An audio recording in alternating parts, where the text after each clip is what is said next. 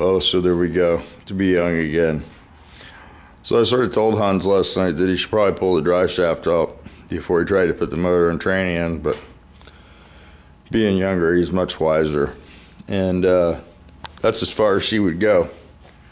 So today we got to try to get the old drive shaft out of this thing, and it's sort of low for a big fat guy like me. So I don't know if I'll film that. Might be chasing the angels away trying to get that out. But we have to get the drive shaft out because the transmission's hitting the old drive shaft there. But we about got this in, and it's homecoming tonight, so he won't be driving this. He'll be driving the old Mustang.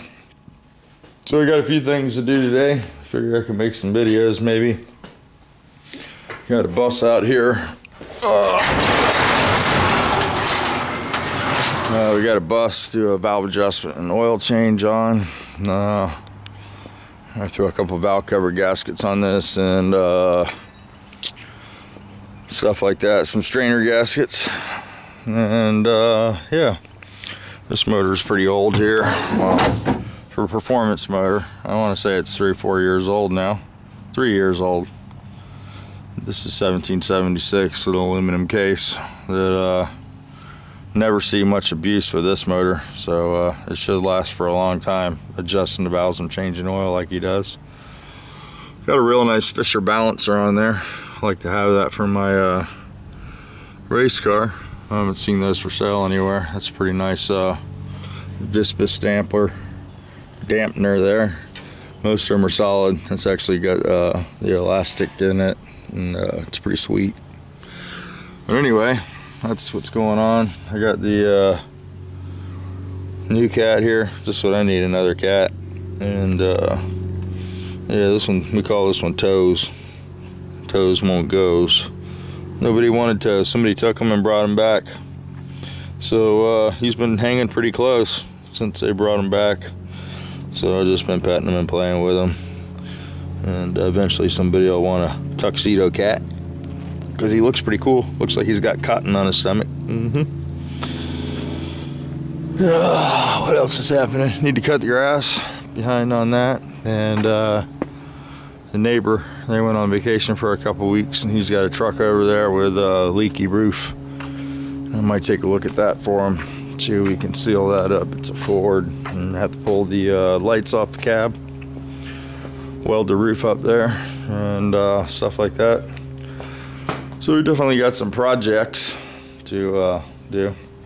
Somebody mentioned all these tools, and I'm pretty organized. This is sort of hard for me to deal with, but this is my son. These are all the tools that were in his room, and I collected them the other day and put them on the bench here. But he pretty much grabs, uses what he wants, loses what he wants, and I hope I hold on to a few of my things, but I've got more broken stuff than lost stuff. He usually gets it back in the toolbox eventually, but it is a little spread out this time for sure. Over here, over there. I'm sure there's more in the bedroom still. And then of course whatever you used last night will be under this. Yep, see there's a pry bar down there and stuff like that. When I worked for Scooter, you put everything up, whether you were finished or not. So anyway, I mentioned on this car back here, somebody said, what are you doing to the race car? And this is basically a pan car. This is an old car, so it's not competitive in the Pro Mod class. Although it's pretty fast, 6 flat 16s pretty much all the time. So this is a 82 by 94 motor. I figured I'll take these Superflow heads off, is what it has on there now, some ARPM heads. Early Superflows. It has some mild port work, but nothing like what the heads that we have to replace these have. And we got to run a fan housing on this motor now, and we have to build some sort of header for it. It's going to have to be fairly large tubing, but have to be able to drive at 20 miles each race. Go on a 20-mile cruise before the race, and then you race. But it's pretty much a pan car. I did cut a lot of this inner structure out, and that's when we want to try to get some of this stuff back in here. Just basically the wheel tubs. I don't necessarily need the package tray. And I'd like to get some doors because, you know, you're going to make a 20-mile cruise, and that's going to be no fun with Lexan windows. So I could either just incorporate the window with a vent glass, you know, a metal door, and the car has to weigh a certain amount of weight too, so there's no sense. These doors are super lightweight, although they're steel, and that's why I want to go with a door. So we'll go with a set of doors in there so we can roll the windows down and have wing glasses. Got to come up with another seat for the other side. Probably relocate the air shifter bottle for the delay box and the clutch and stuff like that. And then of course the other thing is it's going to have to be like one solid color so it doesn't look super crazy. So I started stripping it. I'm going to take it down to metal. This car was done a long time ago. There's no etch primer or epoxy primer on there. It's primer right on steel. That's Glazerith. I forget the number of it, but it comes in like a pail, and that sticks to metal pretty well. I'm stripping it with 36 grit, and it seems to be pretty stuck, except in the corners, but it had a lot of mills on it. And the problem that I've had with this car all along is I have really bad luck with purple paint. I painted the bus purple. I know a couple of you guys remembered that, and some of you guys called it the Barney bus. But anyway, here's the purple paint, and you can see it's going bad. And what happened was, you know, I thought I outsmarted myself. I got some free paint from the Diamond guy. Here, let me see if I can find. There you go, right there. I got some free paint from the Diamond dude because I was in the transition of changing over from Diamond to PPG or Matrix, and I mixed the two products and they don't blend. You know, Diamond is a polyester base, and Matrix PPG is a urethane product. Urethane and polyester don't mix. So I've been told since then that you can put the urethane reducer in the Diamond and you don't have this issue, but it's still wet. You know, when you take it with the 36 grit, you can smell it, and that's why it shrunk up in the corners and pulled it off the primer.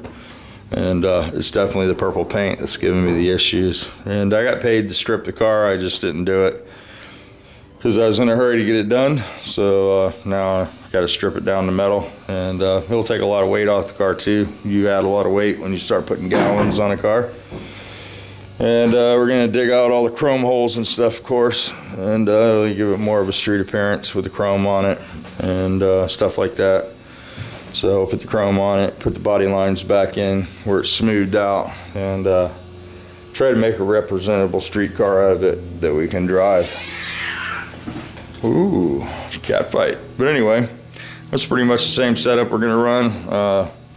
It's got to be tucked in, you know, fan housing and stuff. I have a header for it already, but we'll probably build one because it's pretty small, TV in diameter. It's for you know, a slower motor. You probably go 11 flat 12s with it, no problem. But you know, trying to get in the 9s is not going to be possible with the header that I have. So here's this mess. I'm gonna clean up the deer hit, fix that, and I'll get to that too. Winter's coming. That's the time to do stuff in Florida.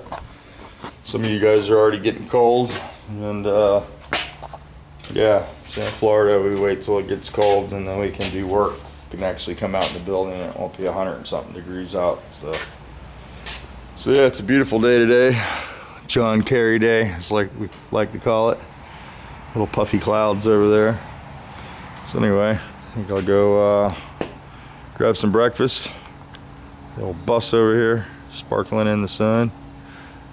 I'm gonna go get some breakfast, and I'll come back and make a valve adjusting video, maybe oil change and stuff like that. I gotta put all these tools away for Hans. He says he's going to school at noon. He's in there laying in bed, not feeling really good. But anyway, it's close. You can see it's pretty close. Close on this side, but not on the other side because it's on the dry shaft under there. But anyway, that's where we're at. I didn't take any boost out of this, so hopefully it'll hold up.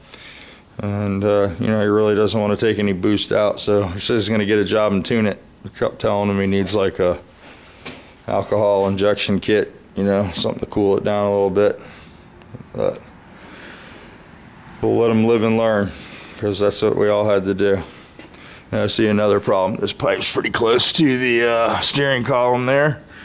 And that was the other problem. We couldn't see anything last night. It was pretty dark out here. So, all right, let me go eat. We'll come back and wrestle with this, try to get this running, install that puke can in here, and stuff like that. Yeah, this thing really needs to be finished, but kids don't like to finish stuff as long as it runs good. It's half the battle for them. Anyway, we'll come back and play with this, see if we can help him out and get it running, get the hood bolted back on it.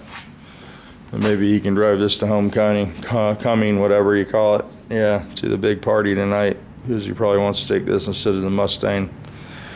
But, all right, I see the dipstick's not bolted down either. Just all kinds of cool stuff you find. Anyway, let me take care of that. Let me go get something to eat, and we'll talk to you guys in a little bit.